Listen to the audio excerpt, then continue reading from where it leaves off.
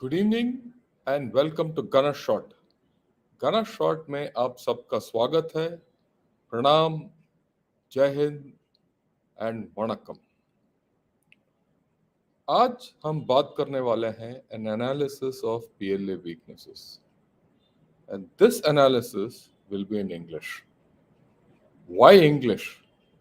I am going to do this analysis in English because it's rather long, and I will do this analysis in Hindi, either in Jaipur dialogues or I will make a recording after this and release it, because this is going to be a long analysis. Uh, so doing it bilingually will be a bit of a problem.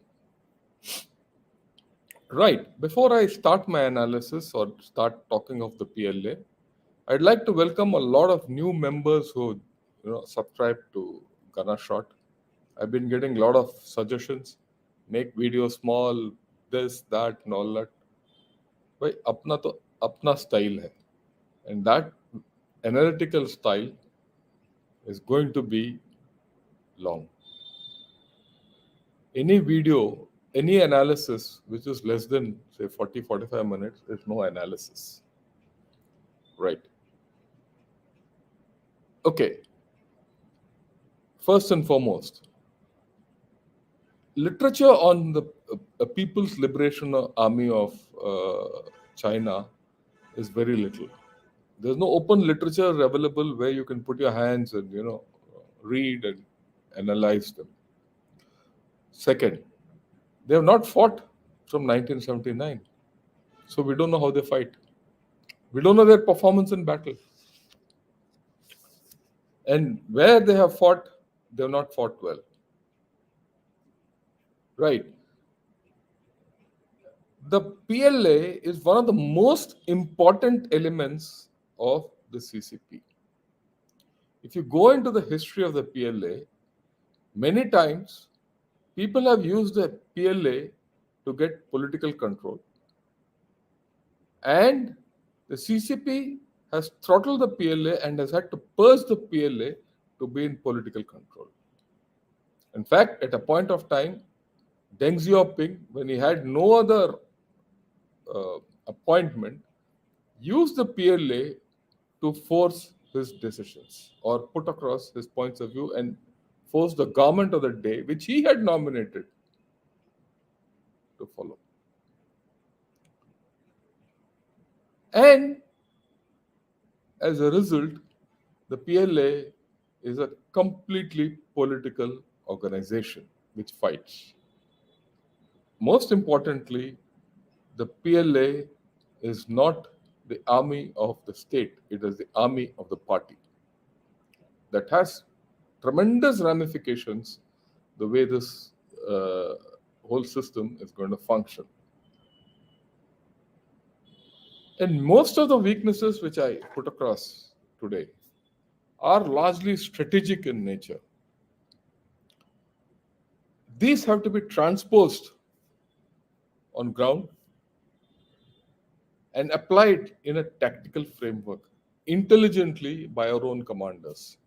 If you don't do that and think that this is the manna from heaven, it is not. Because these things might vary in a particular operational condition and terrain and etc. etc. But more importantly, this analysis cuts across operational scenarios. It is applicable to a scenario in the Pacific or in Himalayas, though it will veer towards our own, the Indian operational scene. Okay, let's dive into the whole story.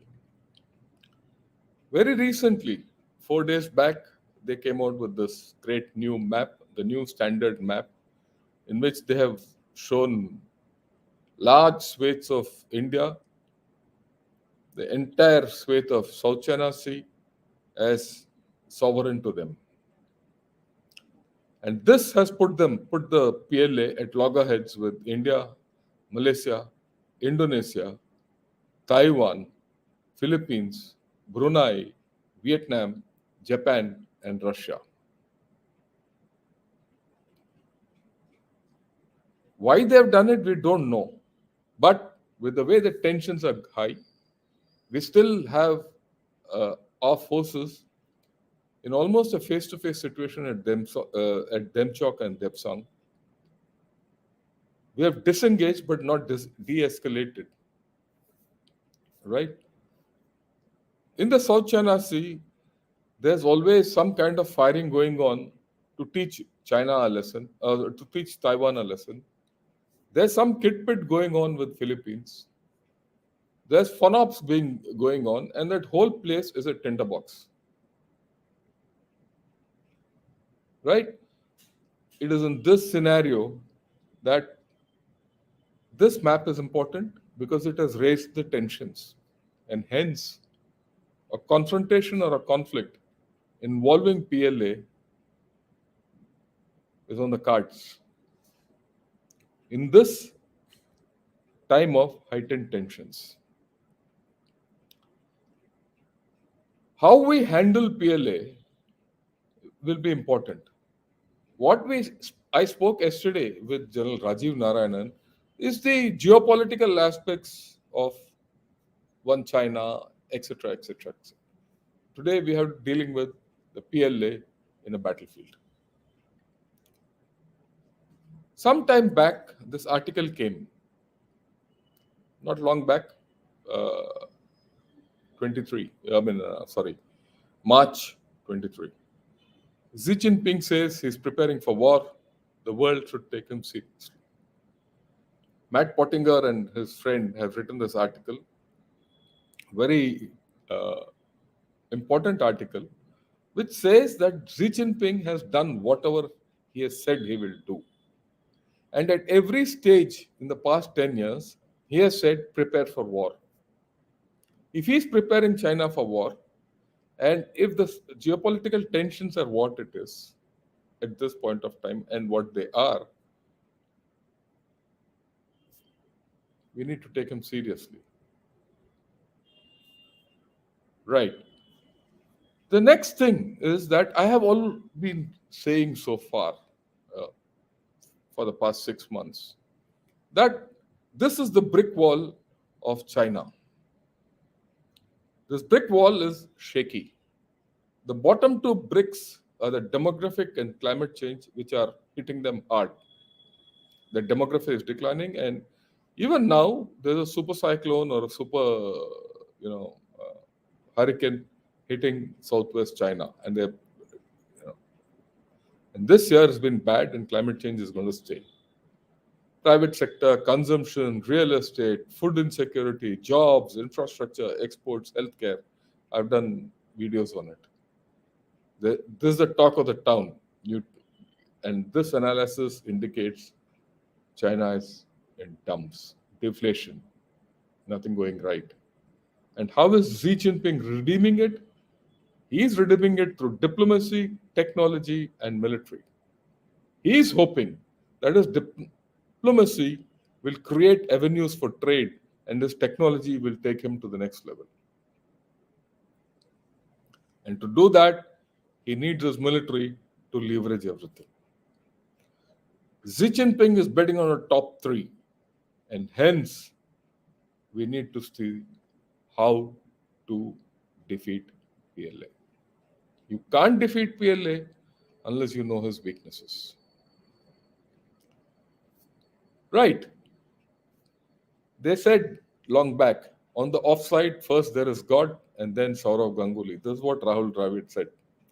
And everyone says that Saurav Ganguly is the god of offside. And this phrase was coined first by Geoffrey Boycott.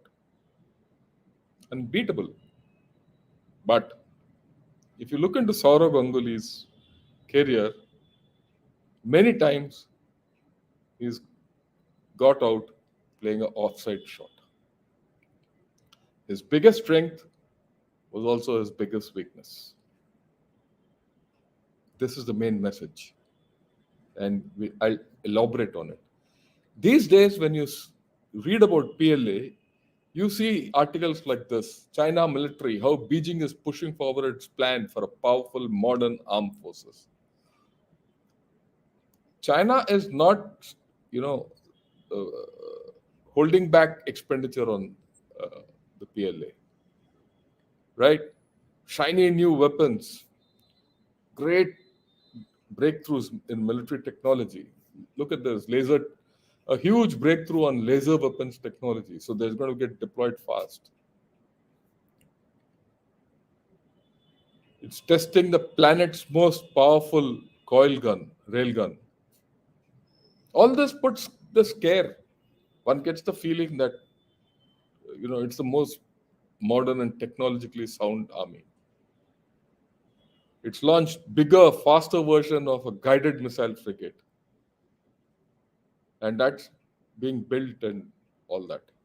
So as a result, one gets the feeling that this army is from a different planet, right? But the way I look at it, the formidable PLA it is formidable. There's no doubt about it. Make no mistake, is also its biggest weakness. God of the offside theory. And if we think that PLA does not have weaknesses, then we are also living on another planet. We have to understand whatever I talk today is that PLA is not a weak force, but PLA is a force which has its weaknesses. And it is up to us to discover those and deflate the PLA if we have to do it. That's the point. If we have to do it. And smaller nations have to see how they use this set of weaknesses to deflect the PLA, because definitely smaller nations can't handle PLA. It's only the bigger nations like USA and India which can handle PLA. Okay, before we say PLA is the most modern force with the best weapons, hypersonic, space, this, that, precision weapons, all that, remember, history says that the battle of unequals, the weaker force wins. The weaker force invariably becomes a stronger force. Recently, we had this, put it in Hindi, Chappaldari Taliban defeated USA. And USA had to exit Afghanistan after 20 years of fighting unceremoniously. Look at Vietnam. If you study the history of Vietnam, Vietnam has defeated France, then defeated USA and China. And these are all superpowers of their time with nothing. They had almost nothing. They carried ammunition on modified cycles. In the Battle of Dien Bien Phu, if you read it, because I read it when I was in the Indian Military Academy. Something different. At that time, France was one of the most modern armies. Then who can forget the Vietnam War and Americans? The most technologically advanced army lost. And then, of course, 79, the Chinese. They copped it badly.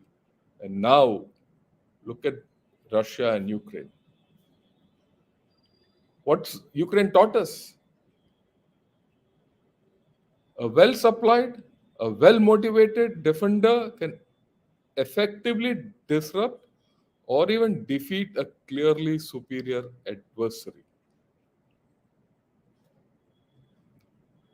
Whoever thought that Ukraine will still be giving Russia a hard time 16 months down the line? It doesn't matter who wins militarily.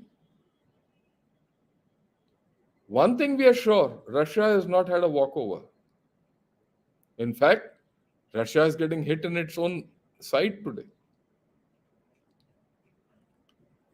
You leave the geopolitics aside. So every army, good, bad, or ugly, has its Achilles heels. And that is important. As a defender or as an offender, every army has the capability of increasing the cost and length and duration of the military conflict to the detriment of the attacker.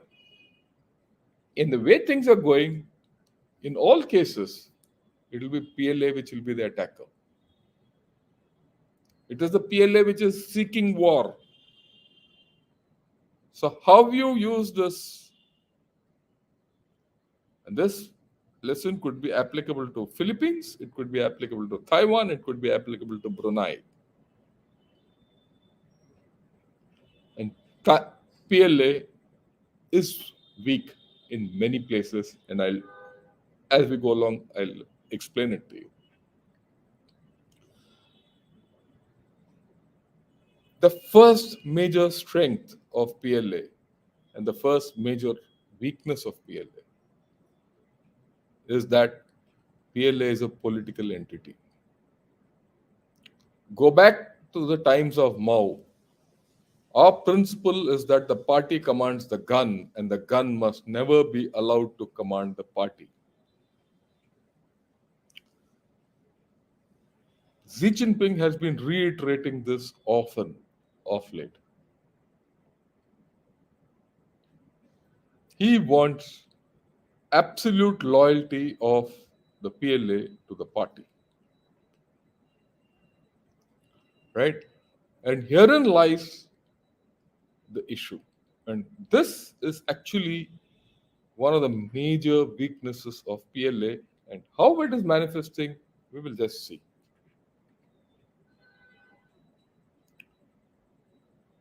Very, very, very, differently,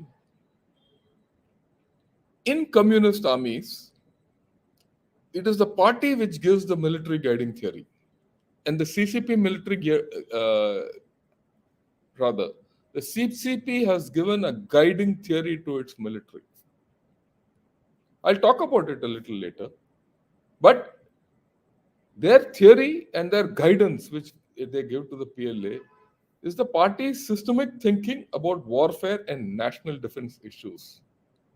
They have incorporated the thoughts of Karl Marx, Mao Zedong, Deng Xiaoping, Jiang Zemin, Hu Jintao, and now Xi. The thinking is political; it is not professional. It is, if you analyze the PLA from the start to now, the political direction is more important to the PLA. And the leaders have expected the PLA to fight the way they think PLA should fight. And the PLA has been pushed into doing that. Always. The PLA is a party organ and not a national instrument, is something which I mentioned earlier also. Right. Now, have a look at it a little closer. Every strongman of PRC, Mao, Deng, Jiang Zemin, and Hu Jintao, has given his concept of how PLA should fight, and he's developed it accordingly. Once Xi Jinping took over, somewhere in 2015, he started changing the goalposts for the PLA. And when he took over, the flavor of the day was local warfare under informatized conditions. He's changed it to local warfare under intelligentized conditions. Now, when you talk of intelligentized conditions, you're talking of AI. He wants AI to come into the battlefield in a big manner. Now, AI is still aspirational. How AI will fit into the battlefield is still up in the air. But largely, what he wants is a network force which is rather heavy on surveillance and reconnaissance, coupled with precision guided ammunitions. That's his concept. This network has to be AI based, and he's going heavily nuclear, and he's going heavily maritime. There's a distinct shift from being a conventional land based force or a continental based armed force to a maritime force. But the interesting thing in all their talks, all their logic, is that there's a distinct absence of writing or thinking of maneuver in their thought processes. And this could be bad. And they've exhibited this lack of maneuver in eastern Ladakh, their inability to maneuver. They couldn't maneuver in high altitude, in finger four, and outflank the Indians who got on top of the finger four north of Pangong Tso. They also couldn't maneuver or couldn't think of maneuvering when they had the initiative to occupy the Kailash Range. And when we occupied the Kailash Range, they couldn't maneuver further. And they had to backtrack.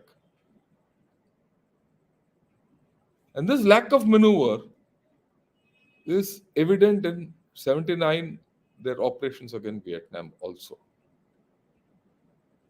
So this is an issue which is, I think, little iffy in the PLA construct and their thought of warfare.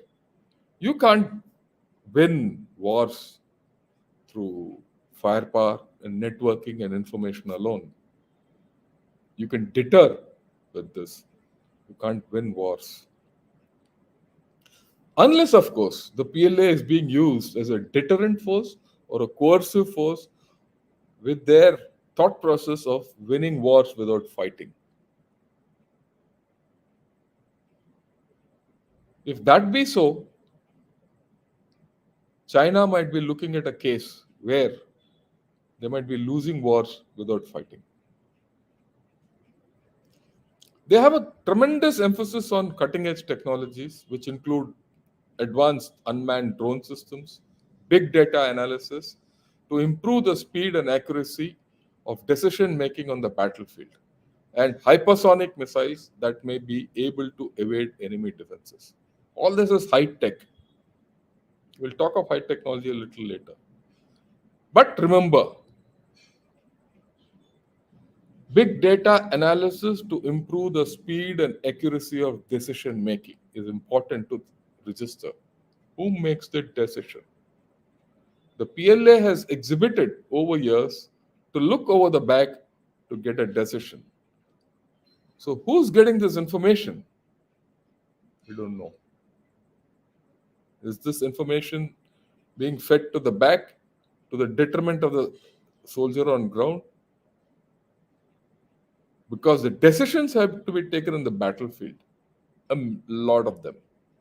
And their dual commissar system and command system, their dual command system, don't give that flexibility. Right. The next thing, let's look at some of the issues which their leaders have brought up about the PLA. The question marks of the PLA. Right? If you look at it, Hu Jintao formulated the theory of two incompatibles. What are the two incompatibles? PLA's level of modernization does not meet the requirements for winning local wars under informatized conditions. Its military capability does not meet the requirements of carrying out its historic missions. What are the historic missions? We don't know. So there's a military, and this is something which he said in 2006. Have they been rectified? In 2013, when Xi Jinping took over, he revived the Deng era slogan of two inabilities. There's two incompatibles. Now 7 years later, he's talking of two inabilities. What are the inabilities? As per him, PLA does not have the ability to fight a modern war. and the ability of its cadres, that is officers, at all levels to command modern men are not sufficient, or rather, modern war is not sufficient. So you go back to that thing, you use a decision making system, and then you say your officers are not capable of using it, then where's the leadership? Then they talk of the two big gaps. The two big gaps between the PLA's military modernization level and the requirements of national security compared to the level of the world's advanced militaries. In this, they are comparing themselves with USA. There is a concern in the nation as a whole, and this comes through in their white papers if you read them, over PLA fighting capabilities in general compared to other advanced militaries, highlighting the relative gap. Their complete white papers, if you analyze their PLA white papers, you realize that they are always aspirational. You remain aspirational and on a catch up basis only when you perceive a gap against the top. And what is more surprising is that they always trying to aspire to do catch up with US army and best it. Army, armed forces, best it. But how are they going to deal with lesser forces whom they consider inferior is not known. Right? And then there's a thing called the three weathers, whether the PLA can maintain the party's absolute leadership, loyalty. Whether it is Lin Bao or the Gang of Four or the first person, I don't remember, Mao's, military compatriot who was later sidelined. There's always been a threat from the PLA to the party leadership. The next whether is whether it can fight victoriously when needed, and whether commanders at all levels are competent to lead troops and command in war. You can find this on War on the Rocks. And then Xi Jinping has put out five incapables. What are his five incapables? He talks of officers who cannot judge situations, understand higher authorities' intent, make operational decisions, deploy troops, and or deal with unexpected situations. Here you have the Xi Jinping, the head of the state, talking of this about his officers, the senior officers. So he perceives himself a leadership deficit. Then there is corruption. And we'll talk of corruption. All white papers talk of corruption. Then there's this fantastic thing called the peace disease. They realize that that peace is a disease which they have not been able to overcome. They have not fought. The peace disease has come, and they have not gone to war to offset this disease. Then there's this business of tyranny of distance. They see PLA going far away and fighting, and they don't know how to do that.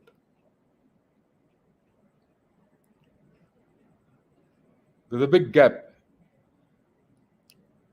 And then the different kinds of war they have to undertake when they become a global force. The war you have to do in the Pacific is different from the war you have to do in the Indian Ocean and the difference in Atlantic or on the Himalayas or elsewhere. Is the PLA geared psychologically, operationally, to fight these battles where they are? I don't think so. And I'll highlight it a little. Maybe down the line, I did a presentation in one of the conferences held in the Chennai Center for China Studies, where I outlined the PLA strategy in the Indo-Pacific, right? And I found there are three different strategies and three different skill sets involved. Do they have them? I'll talk of it specifically down the line, maybe later this month. Then what happened in the 20th Party Congress? Xi Jinping stressed the need for military capabilities to shape our security posture, deter and manage crises and conflicts, and win local wars. He's speaking of local wars. He keeps repeating local wars. So when he keeps repeating local wars, the first thing I said, he is only looking at local wars. He is not prepared for long wars. He wants to win in a hurry. And that's what he's tried against us. He tried it initially when he probed at Demchok and Rakinala. Then he tried in eastern Ladakh. He tried in the east Sikkim, North Sikkim, at Nakula.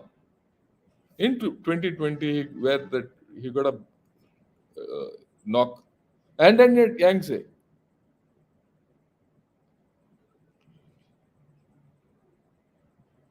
And this is interesting. The local wars concept was absent in the 19th Party Congress, but in the 20th Party Congress, it came back. Right? So, what is PLA trying to do? This concept serves to limit the scale of war that PLA should prepare for and constrain defense budget growth. They want a short war with one enemy. It's axiomatic, or I wouldn't say axiomatic. It is for us to ponder. It's a big dichotomy.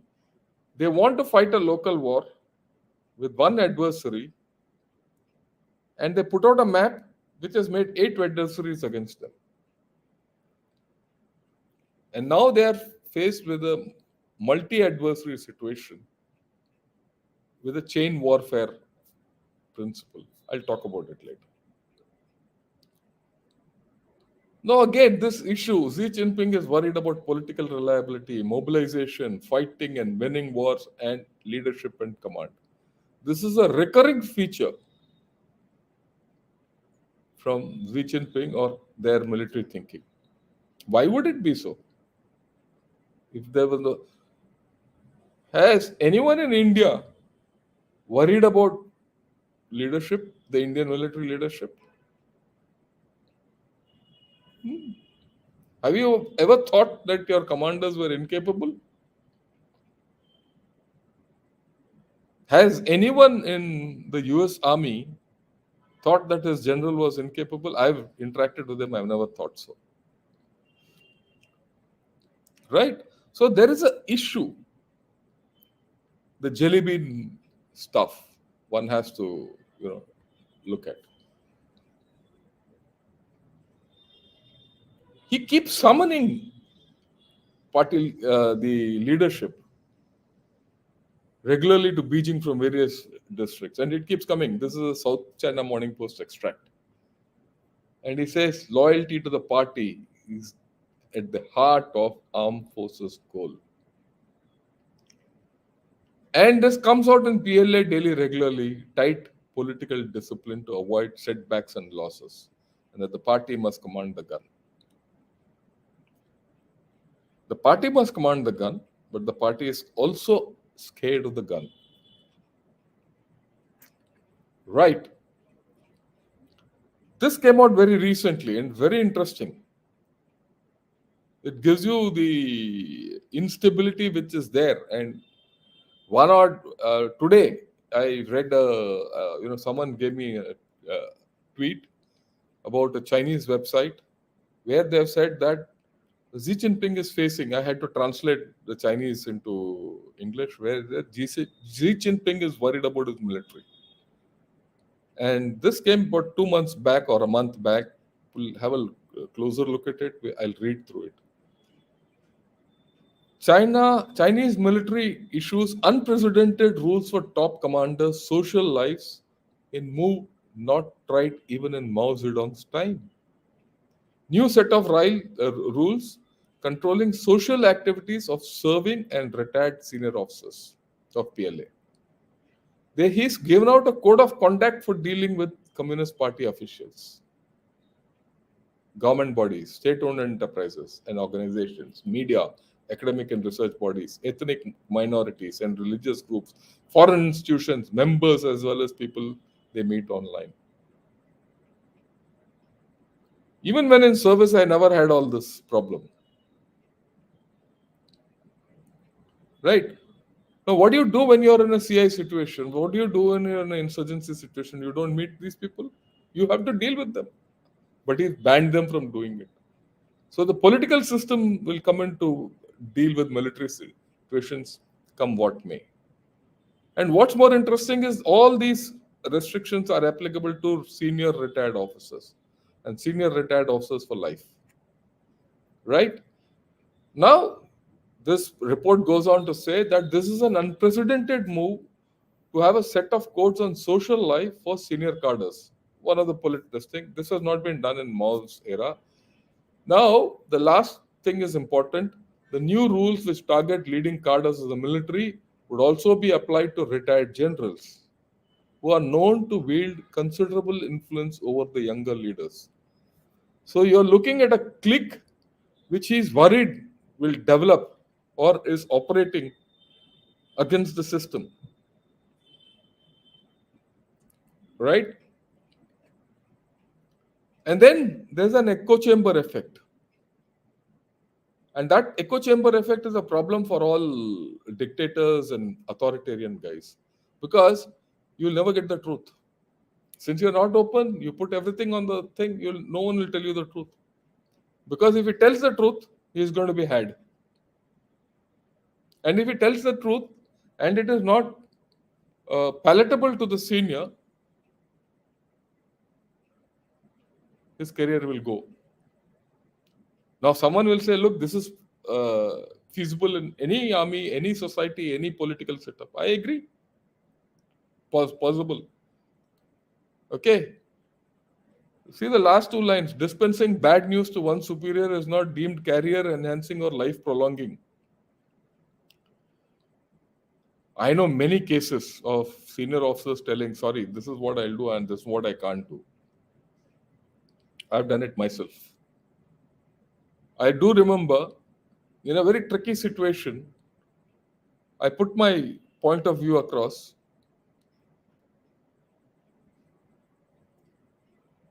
And I was told by a senior police, I was not told. A very senior police officer asked my staff, hey, look, your brigadier doesn't want to go up. He's going to be sealed, the way he's spoken today. Well, nothing happened. I'm here, retired Lieutenant General, retired as a DGRT.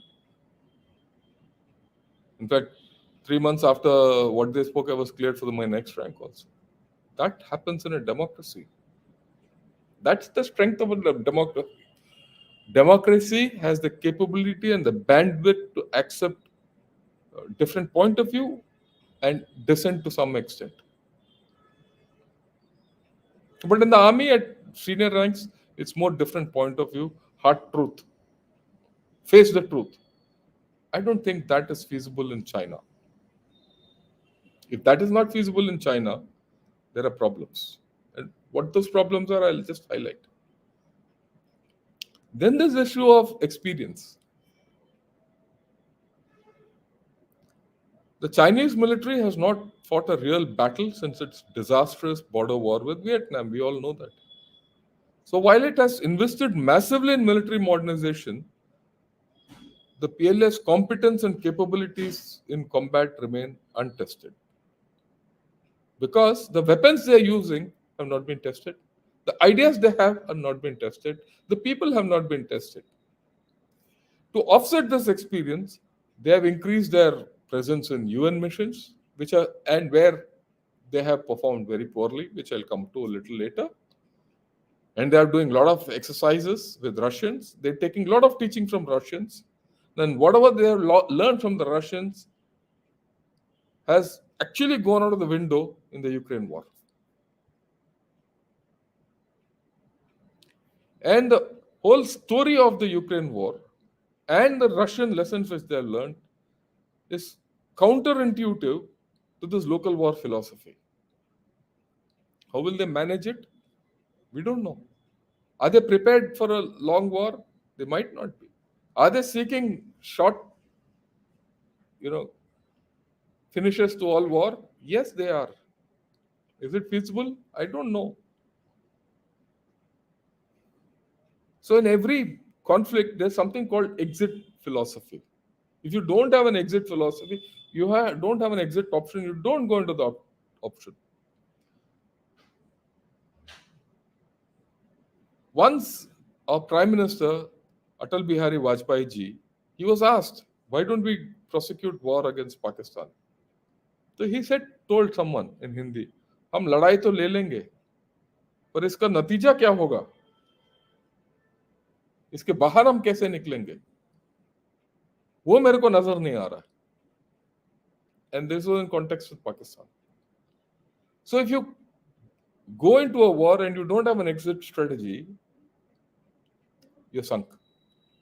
And that's what's happening to Russia in Ukraine. That's what happened to USA in Afghanistan. And that's what happened to USA in Iraq, where they had to declare a victory and get out.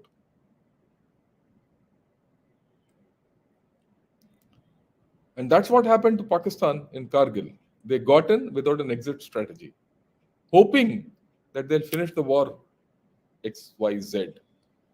So this business of local war is counterintuitive and contraindicative to what could happen. In which case, the top level direction and prosecution of war in the PLA is suspect. And that also explains why PLA came to whatever you call it in Eastern Ladakh. They came to the table in Eastern Ladakh.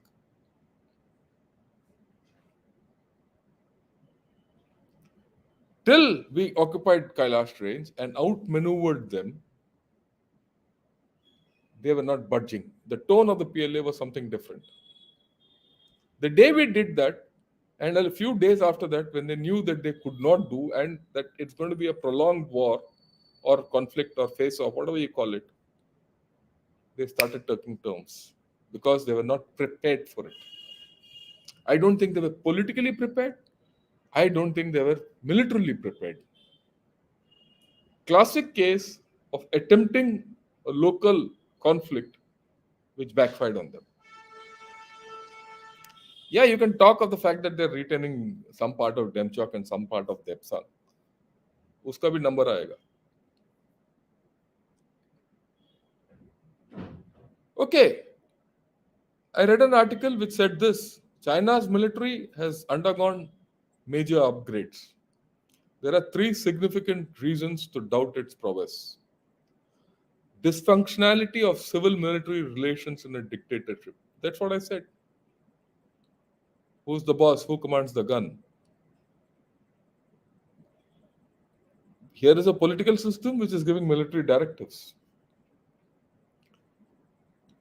And the military commanders dare not speak the truth. Plausibility of existing insider critics.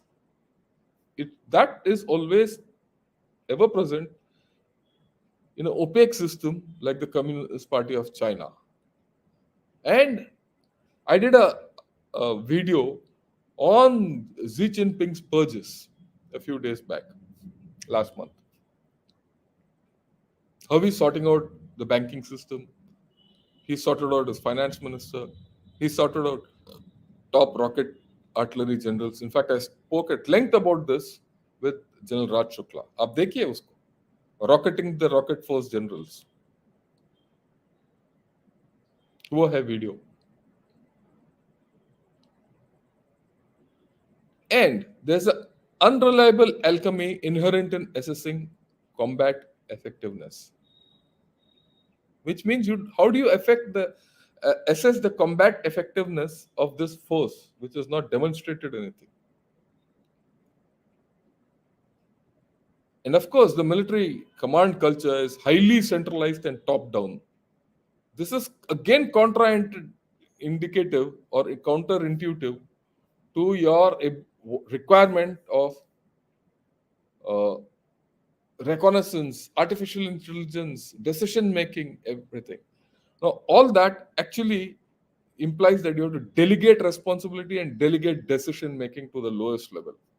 And then you get on to a directive style of command. That's how maneuver warfare is fought, and that's the use of information. Because you can always pull back command and control if you have the information. But in this case, it doesn't seem so. And then, of course, this is the crux of the weakness of the PLA, the four news. I call it the four news. New soldiers, new equipment, new organization, and new roles. Their conscript system, where 2 years is the conscript time, implies that the turnover of soldiers is very huge. And they're always having new soldiers in their system. They're trying to offset it by having a hardcore NCO's cadre, but one doesn't know where it is going.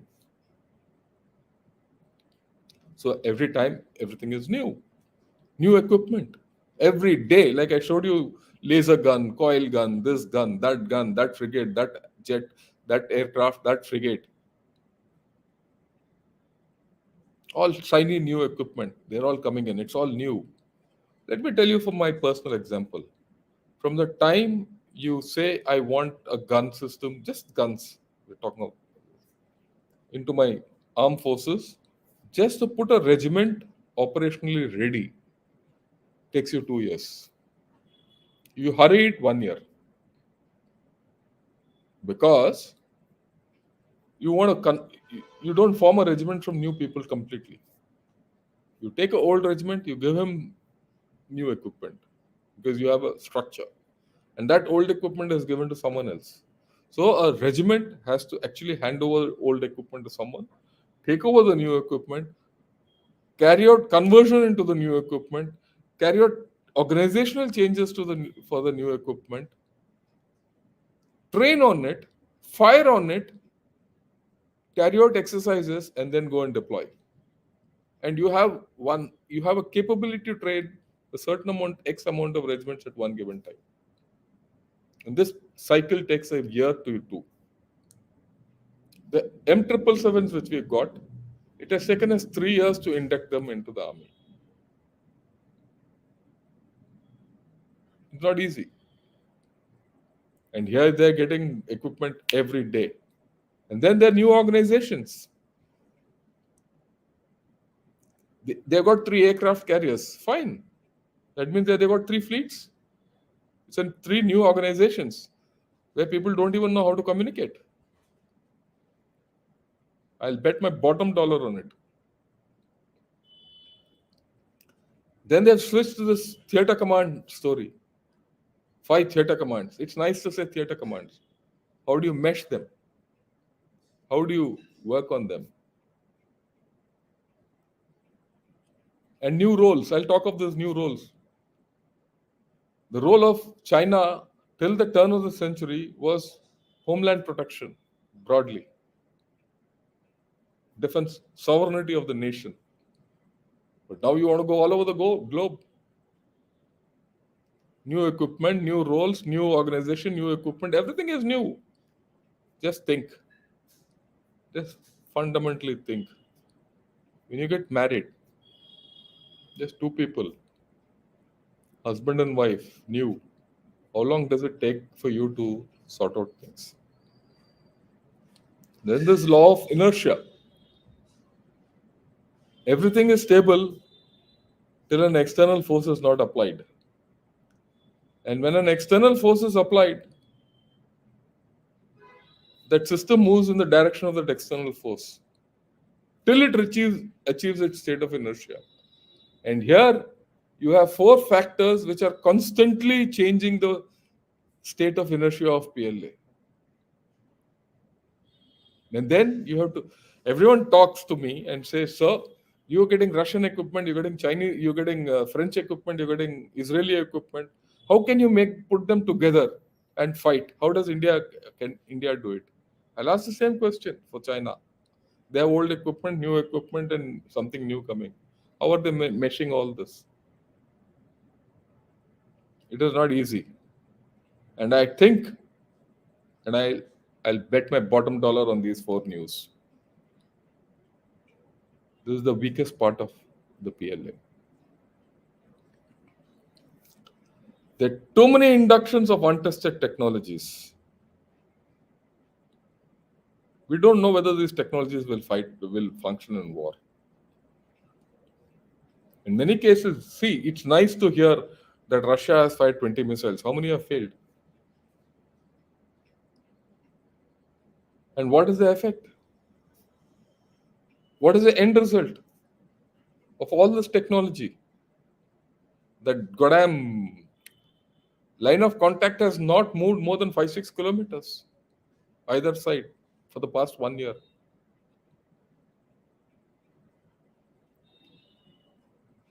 And there's a looming resource constraint. And let me explain this in the context of the Chinese economy. Okay, I'll put it in the Indian context and then you'll understand it in the Chinese context. It's the same thing. I have a gun, 105 mm IFG, made in India from 1984. So I have a regiment which has got 105 mm IFG. And that gun cost me, say, 3 lakhs or 4 lakhs, or say like 10 lakhs. Chalo, 10 lakhs per gun. 18 guns, 180 lakhs, 1.8 crores. And ammunition to go with it, manpower to go with it, XYZ. I'm happy. I've been using it. That cost is sunk cost. Now, what do? I want the most modern gun. Let's say Bofors. So Bofors, when it happened, it was the most modern gun. And Bofors, each gun cost me 2 crores. So what I have done, from 10 lakhs, I've jumped to 2 crores and spent 20 times on each gun. So my cost has increased 20 times. The old ammunition I have to discard and put new ammunition, so the cost of the new ammunition also kicks in. The old 105 mm IFG round was at 10,000. The new Bofors ammunition is 1 lakh per round. So that's also gone 10 times up. So when you put out an old equipment and get in a new equipment, there's a cost factor of 10, multiplicative 10 to 20. And then the cost of spares, which will kill you throughout your life. Because the IFG didn't need any spares, this fellow will bloody guzzle spares up. The cost will go. And then if I have to put another new equipment down the line, how much can I afford? At some point, it will start costing. So this business of modernization needs very deep pockets. And now, as China's economy starts going down, the resource constraint will start kicking in. Let's not have doubts about it. And if you think I'm talking off my hat, this is yesterday's news in South China Morning Post. Have a look at what this fellow says. Who's he? He's the vice chairman of the Central Military Commission. Chinese general calls for quality weapons so PLA can win any battle in a complex global situation. What does he say in this? He says we must do a good job in improving the quality of our weaponry. So he is talking of improving quality of weaponry, which means the weaponry is not up to the mark in the first place. I mean, look at that's the way Chinese behave. And for this to come out in South China Morning Post means the situation is pretty bad. Okay? So we can win any battle, strengthen our combat ability, and protect the lives of our soldiers. He's not talking of winning wars. He wants to protect his life. Okay. And this came when two-day meeting from Monday came after a month after a reshuffle of PLA's rocket force, which saw at least, it could be more, it is more, it's about 6 steps, or three of its senior officers placed under investigation for corruption. In one fell swoop, the most important rocket force which you have, which is your most strategic rocket force, you finished off its leadership. And now you have the vice chairman of the Central Military Commission saying the quality is not good. And he himself has said, due to lack of transparency, problem of corruption in the rocket force is becoming alarming with a lot of illegal bidding operations being discovered. And the last one says the unprecedented decision to appoint commanders with little missile operation experience to head the strategic force.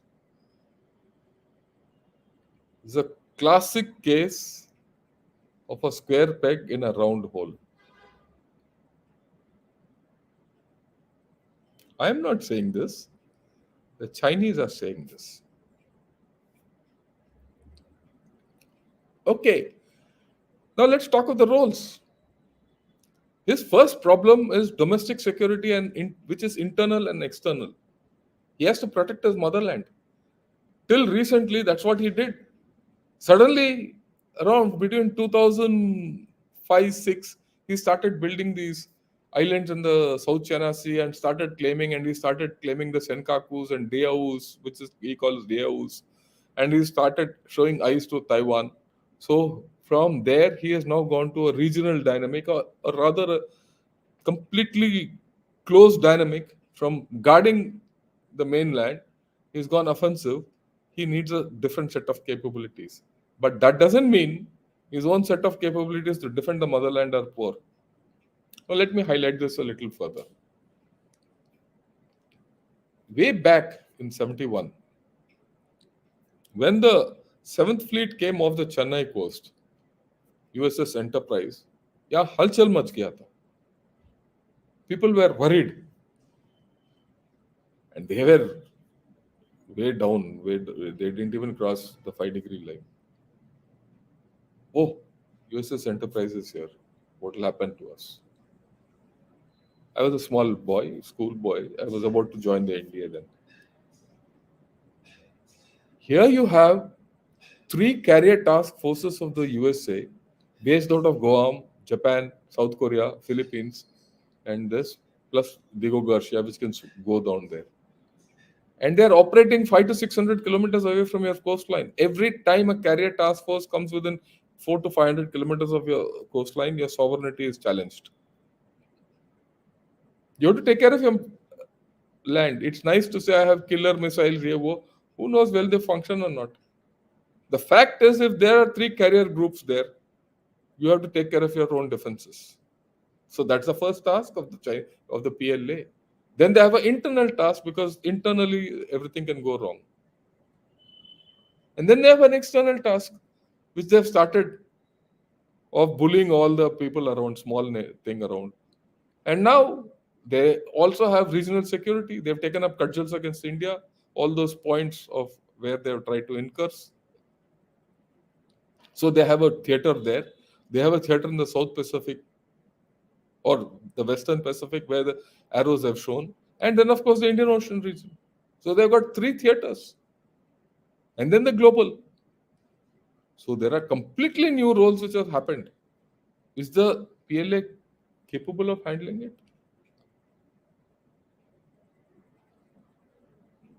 I don't think so. I don't think they're equipped also to do this. Okay. Then there's this great single child conscript army. You know, everyone talks of the single child, single child, single child. I'll view it a little differently and put it across to you, and you take your call on it. You have to understand that the PLA of the old times are tough guys. I've seen them. I've seen them in my formative years because that PLA was a tough PLA. They fought part of the Long March. And in my unit, I had guys who were taken prisoner in the 62 ops. I've interacted with them, and they said those guys were tough. And they were tough. I've done a video on the 1962 ops, the difference between the 1962 ops and Eastern Ladakh. Please have a look at it. I'll I'll release it tomorrow again. And at that time, the kind of infiltration they did in tough terrain, it needed a terrifically strong army to do that. Especially in the Sela sector in Arunachal, they came deep into our enemy territory, or rather Indian territory, and put roadblocks. You needed a lot of guts, you needed a lot of organization, you needed a lot of toughness to do that, physical toughness. I don't. And this same army in Eastern Ladakh could not outmaneuver just the hill. They didn't try. So this army is not so strong as before. I mean, you have to see it against a continuum. Now then, China cannot accept body bags in a declining demography, or they're all single child. They have to protect their mothers. They have to protect their grandparents, breadwinners. So there's no motivation. There's no motivation to join the armed forces. These two factors alone weaken the PLA. Besides what I have said. Earlier I was talking of strategic. Here people have to fight. Will that chap die for his country? Will he die for Tibet to protect a life? Tibet some point till some point? Yes, after that.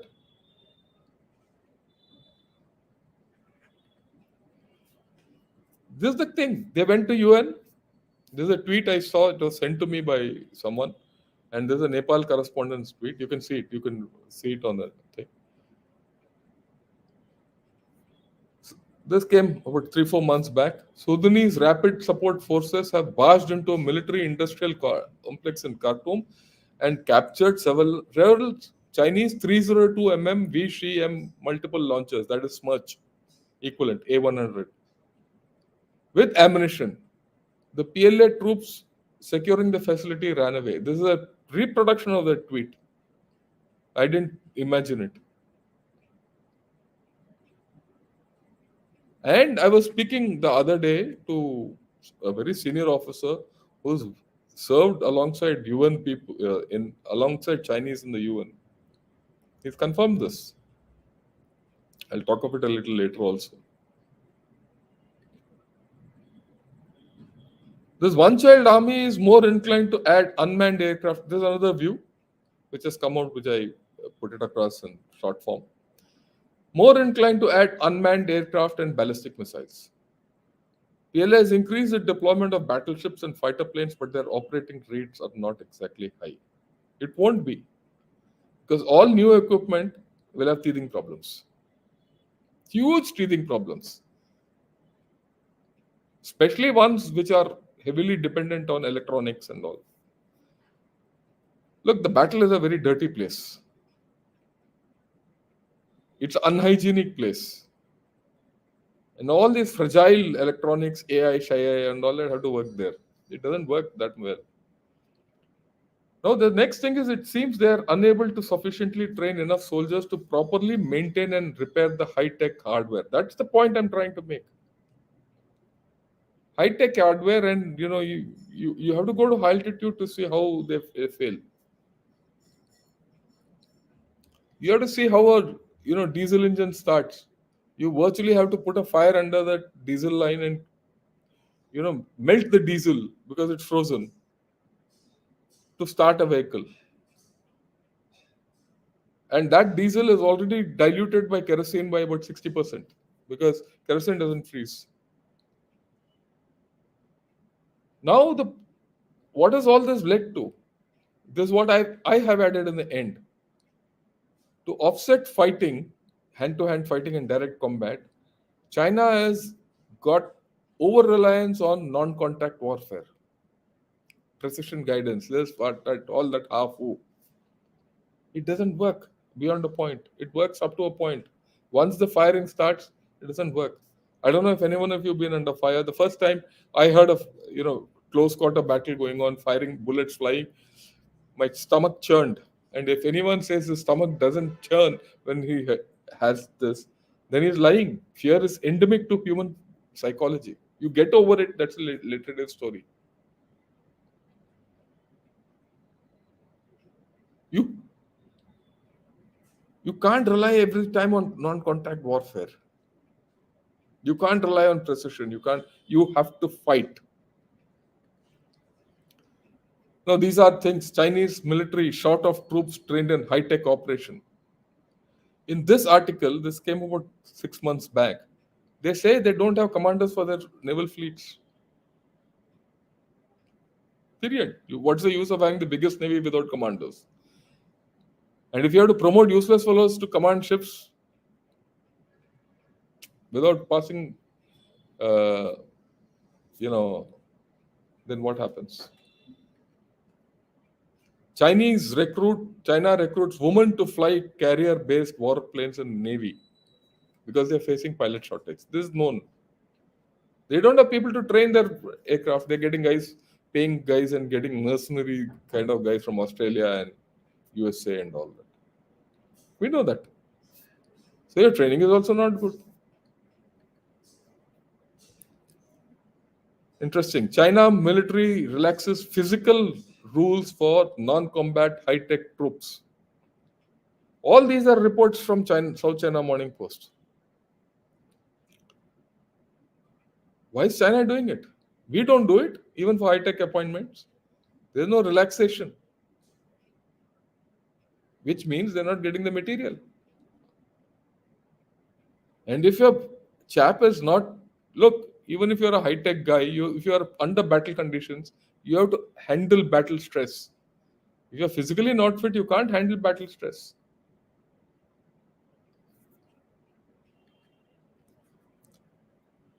China's Navy looks to junior high schools to find pilots for its aircraft carriers. ये हालत है और फिर हम बोलते हैं ये super power है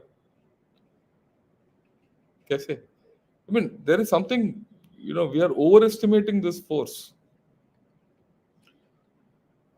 Now China is trying to fix unemployment, which is a major problem, by enhanced enrollment into the PLA. Then what? They're not a social sector organization. Look, every army has got social responsibilities. But this is not the way to go. AB, China's military academies enroll record 17,000 high school graduate as youth joblessness soars. This is just 2 days back or 3 days back. So now, this is the army is now become, for joblessness. They're increasing the intake. So who's interested? The motivation levels, the physical fitness, the ability to handle high-tech weapons, the ability to maintain high-tech weapons is all question mark. It's nice to say high-tech weapons, but maintaining high-tech weapons in battlefield conditions is the most difficult thing, believe you me.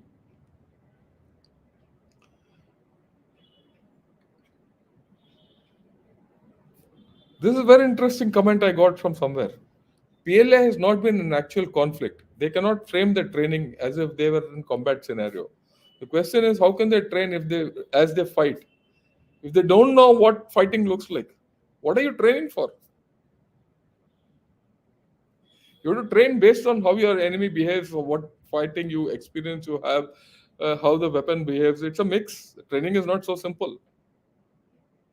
If training was so simple, why would I go to School of Artillery and still talk to people? I'm giving my experience to them and talking to them of tomorrow's warfare. Or for that matter, why should I go to Army War College or National Defense College and talk of tomorrow's story and yesterday's story? And why would retired people talk about all this nonsense? So their training is, if you don't know what you're training for, what are you training?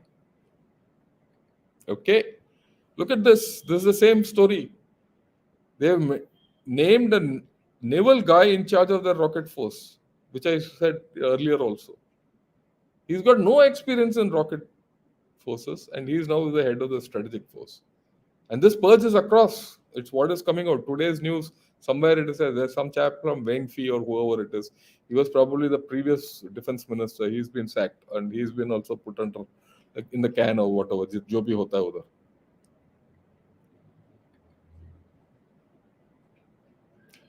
There's another view. Induction of advanced weaponry to a military force that is ill trained, ill managed might not result in a PLA that can achieve the party's strategic objectives. But new hardware enables Beijing to perpetuate its projected images of military strength while concealing continued shortfalls. This is what we are suffering from. He projects something which might not be true. Right? You have vast quantities of new aircraft and seacraft. Certainly impressive. It it deflects attention at home and abroad. Right. And when you put all this, it's easy to identify and quantify. Oh, itne frigate, itne largest army, this, that, all that nonsense. But does it ensure success in battle? Question mark. Now, quality of personnel, effectiveness of training, morale, and command and control are extremely important, but they're all difficult to measure. Intangibles of war. Now, the last line is important, which someone has written. I've just put it across to you. To be effective, a military not only needs sound doctrine, organization, weaponry, personal training, logistics, and culture, but also needs each of these components to blend together in the right proportion. That's what I'll add. So, where are we going? Now, China has equated national greatness with military prowess. Now, wars require unimaginable courage and endurance on the part of the combatants. They are won by sheer brawn, production capacity, and intellectual creativity. These three, does China have them? Some they have. There's no doubt. It's a formidable force, I said. They are the god of the offside, but I'm seeing how to get them out. Right? Modern wars will be determined more by brains and open-mindedness than by tough guy posturing that Russia is discovering today. China will also discover if they get involved. You need leadership, you need good commanders, you need NCOs, JCOs, junior leadership. Essence of the strength of the entire capability is just not technical but cultural also. You have to have a willingness to delegate authority and to accept counsel of a subordinate. And you should not be looking over your shoulder every time. And this is not inherent or not demonstrated in PLA. Now you see, the entire army is a reticent army which has not stepped out of China. You've seen Chinese have been killed in Pakistan. They've not done anything about it. Nothing. The PLA has not spoken a word. They're dependent on the Pakistanis to help them. They've been hammered in Africa. Afghanistan. So many people talk of Afghanistan. They want mines, this, that, and all that. Have they ventured into Afghanistan? They're not interested. It's nice to say I want to rule the world and have a modern military army or the most modern army and the most strongest army in the world. But you have to demonstrate your capabilities outside China. Their aircraft carriers have not left their shores because they don't have aircraft. Remember, they've gone back 9 kilometers in Pangong Tso. Then they're worried about this. There's something which I recently read called the chain reaction warfare, for which they're not totally out of gear. PLA strategists have long been concerned that conflict in one theater could trigger fighting with other countries. In any war, PLA must prepare for other contingencies and to clamp down on domestic turmoil. That's inherent in China. Beijing does not trust its ability to successfully use large-scale force against Taiwan. They're worried. That has come out in a lot of analysis, even from within China, and has even less confidence that it can manage a war both with Taiwan and any subsequent chain reaction conflicts. So the issue is, can it face a two-front war? In fact, the Chinese talk of a four-front war, and they're worried. And here you have Xi Jinping talking of local wars.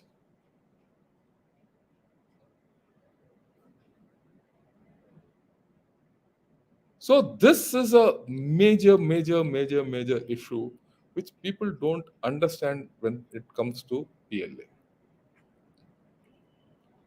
Don't think of PLA as having tremendous. It has got tremendous capabilities. I have no doubt about it. Can it be put to effect in war? I don't know. I'll take one example: the PLAF airfields in Tibet. I've been talking of it a lot. Let me explain. And this is in Eurasia Times. There are 15 air operational bases in 2 military regions from where PLAF can launch air operations. Right? And these airfields are in tactical battle areas, which are across. But if you look at the immediate battlefield, there are only 5 airfields from where PLA PLAF can take off. That is Kotan, Huping, Konkasong, Donchun, and Pangta. Except for Kotan, the other airfields are at an average altitude of 4,000 meters. And Kotan itself is at 1,400 meters, which is the same elevation as Srinagar. The last one is very important. The airlift capability of PLAF is extremely limited due to the exponential reduction in carrying capacity at high altitudes. For instance, an IL-76 of the IAF can carry 40 tons from Chandigarh to Leh. But on the return trip to Leh Chandigarh, it will carry barely half the load or even lesser. Let me give you a worst case scenario. In summers, in daytime, even half the load it doesn't carry. It carries zero load. I've seen IL-76s take off from Leh with no load and shuddering to take off. That means day operations are virtually out for fighter aircraft based in in operational times. Your PLAF, which is operating with 4,000 meters altitude runways, is non-functional. It can only operate at night. And high altitude operations at night have their own tricks. It's very difficult. So when we talk, we have to talk in terms of terrain, this, that, everything. This is it. Look at this. This is a thing from The Guardian. It came about 6 years back, but it happened. UN peacekeepers refused to help as aid workers were raped in South Sudan. Who are these UN workers? Chinese. During fighting in Juba in 2016, it's not far back, 7 saal pehle, fighting qualities don't get happen overnight. Chinese peacekeepers reportedly abandoned their post entirely, and it actually has happened because one of my friends has seen this, who was in UN then. Rather than courageously protecting vulnerable civilians seeking refuge, the PLF peacekeepers fled, leaving arms and ammunition behind. They've done it in 2016, they've done it in Sudan now. So that is their story. And I'll give you 2 personal examples, which is again very interesting. I sent an officer as part of a contingent to China during the hand-to-hand exercises when I was a brigade commander in 2007-2008. When he came back, he was part of an infantry battalion. It was a team from the artillery brigade which had gone with the infantry battalion, and they had gone. We had sent one infantry battalion, 2 companies of an infantry battalion. We picked the best of this infantry battalion and sent.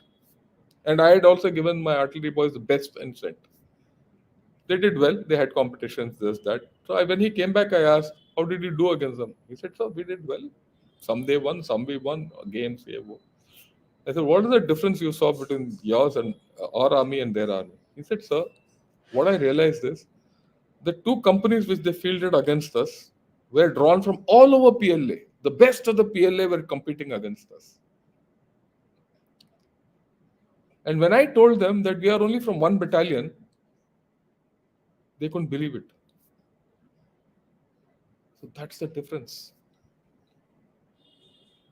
They refused to believe. They felt that the battalion which we had sent is from with guys picked all over India.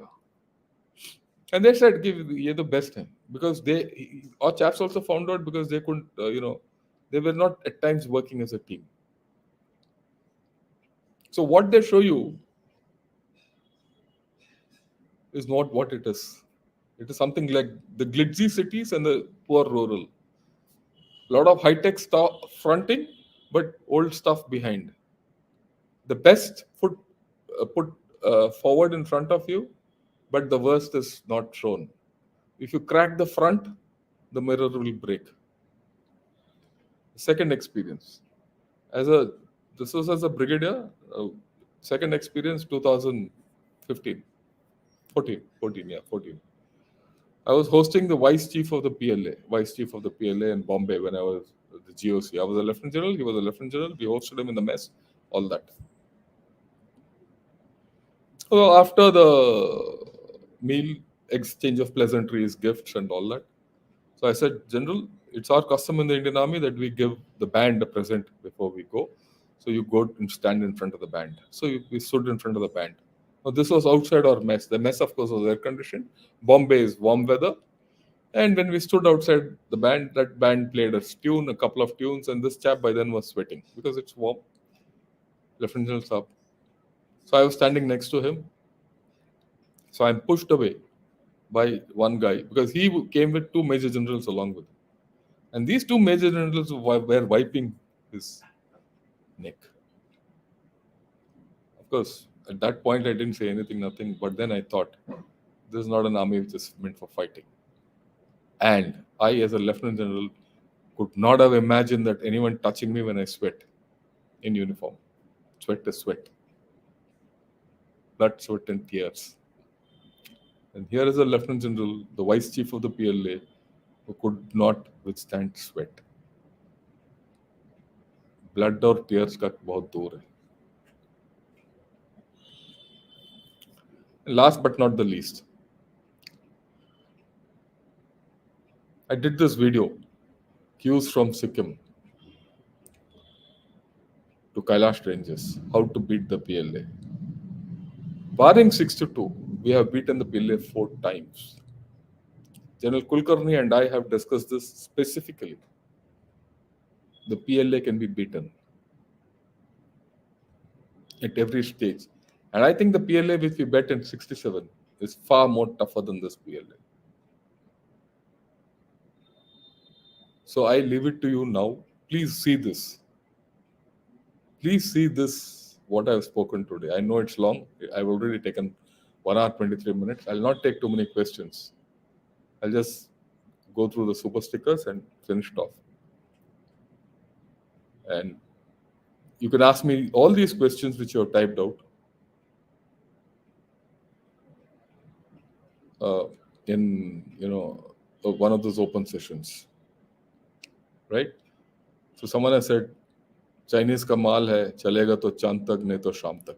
That's what it is, right? That's all I have. Thanks a lot. Thanks a lot for patiently listening to what I have to put across. I've tried to gather whatever information I've had so that when you think of PLA, when you handle PLA, you know what is the real story, right? Now I'll take supers because there's too many things and I'll not be able to handle it and it's too late also. Jyotish is a new member. Welcome. He's not a new member, he's an old member who's come back. Eshan, thank you. Thanks a lot. Okay, Karthik. Did you read this article, Janta and its predicament with JF617? If this is their technical know-how, it's really a paper. Yeah, I know this. I've seen this.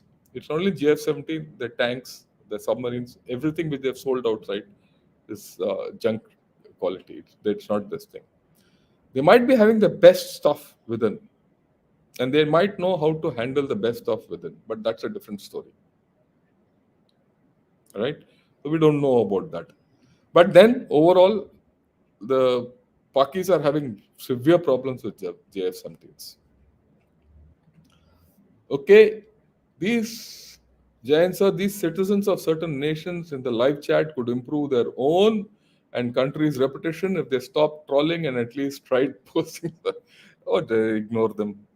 ओ पाकिस्तान में क्या हो रहा है हमें सब पता है और चाइना में भी क्या हो रहा है हमें भी पता है इनके पास तो कंगाल देश है Pakistan so don't bother too much Ashan don't bother at all right I don't think we should worry about it. Is there anything else? I think I saw one more. Right. Thanks a lot for the analysis. Oh, thanks a lot, Parishut. I have been learning a lot from you. Thank you. I'm also learning from you. Right. And yeah, one odd questions. Does India have any provision to openly conscript citizens in case of war? We don't need it. People will come automatically. And we have a reserve policy. So there's no problem. Okay. Right. I have taken a lot of time and I'll not handle questions today. During the next open session, put all your questions, think over, and put intelligent questions and balanced questions, and I'll take them on. My last thing to everyone is don't think PLA is something supernatural. The Chinese bleed as much as we do, they sweat as much as they do, they toil as much as they do. We do. The leadership is suspect. Their equipment, like I said, the four new equipment, new conscripts, new operational stories, everything is issue. Their political system is a problem. Everything is a problem. And these have to be exploited by us intelligently in case a conflict happens, or for that matter, by anyone else. But at the end, don't underestimate them. They're still a strong and a formidable force. We have to use our brains to defeat them. And we can take enough cues from our victories in 67, 86, 2017 at Doklam, and 2020 in Eastern Ladakh. We need to learn. Please see that video again. Thank you. Good evening and Jai Hind.